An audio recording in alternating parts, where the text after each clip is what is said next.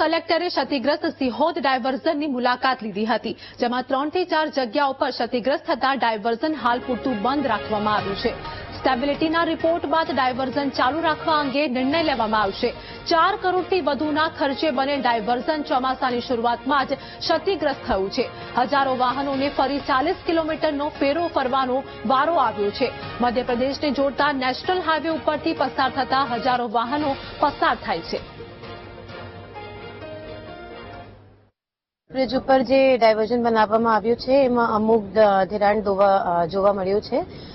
અત્યારે national highway વાળા જ્યારે રિપોર્ટ આપશે, ખરેખર સ્ટ્રક્ચરલ સ્ટેબિલિટી એનાલિસિસ પછી એમની જે રિપોર્ટ આપશે સ્ટ્રક્ચરલી સ્ટેબલ છે કે કેમ, પછી આપણે જોઈએ કે ડાયવર્ઝન ચાલુ રાખવાના છે કે બંધ કરવાના છે. ત્યાર સુધી આ ડાયવર્ઝન બંધ કરવામાં આવ્યું છે અને જે બીજા ડાયવર્ઝન જૂના છે એના મારફતે લોકો જઈ શકાય.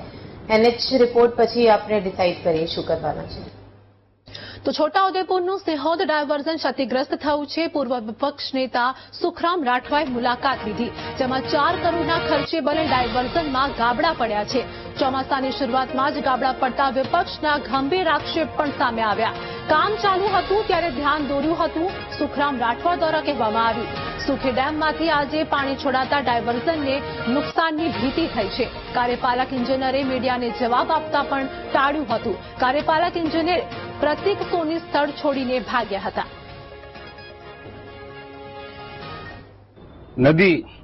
નદી ઉપરનો પુલ 2 વર્ષ પહેલા તૂટી જતા ડાયવર્ઝન બનાવવામાં આવ્યું હતું.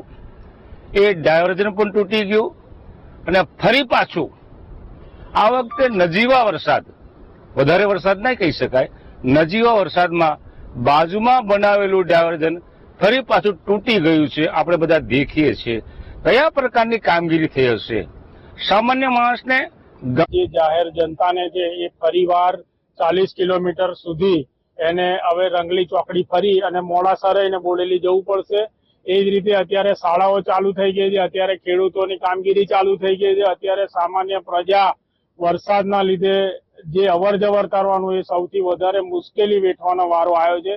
ડાયવર્ઝનની એક વસ્તુ નક્કી હતી, જ્યારે પણ આ ડાયવર્ઝનનું કામગીરી શરૂ થઈ તે વખતે અમે તંત્રને પણ ધ્યાન દોર્યું હતું કે આની અંદર RCC વર્ક કરી અને છલિયા ટાઈપ બનાવો જેથી કરીને પાણી ત્યાંથી જતું રહે.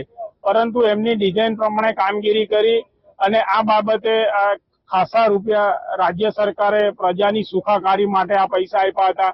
એનું યોગ્ય જાળવણી નહીં રખાય, એનું યોગ્ય કાળજી નહીં રખાય અને એના કારણે જે કામગીરી થવી જોઈએ એ કામગીરી ચોક્કસ પ્રમાણમાં થઈ નહીં અને આજે આ પ્રજાને વેઠવાનો વારો આવ્યો.